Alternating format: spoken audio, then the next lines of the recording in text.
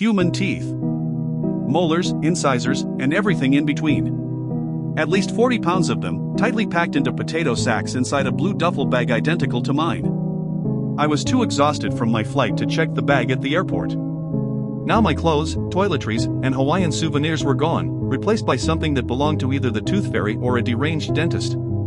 Soon after arriving home, my phone buzzed with a text message that made my heart stop.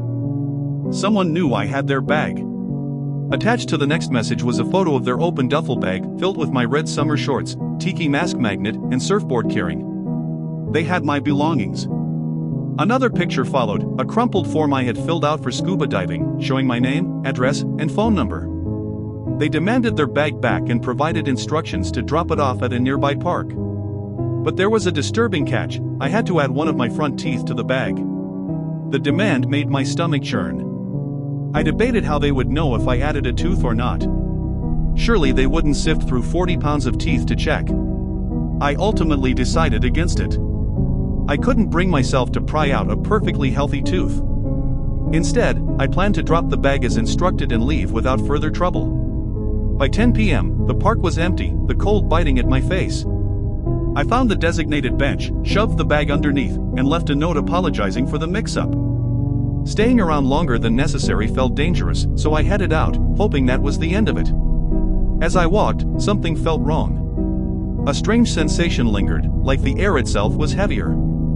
Then I saw it, a faint shimmer in the night, distorting the space around me. I froze as bone-thin hands materialized and gripped my throat.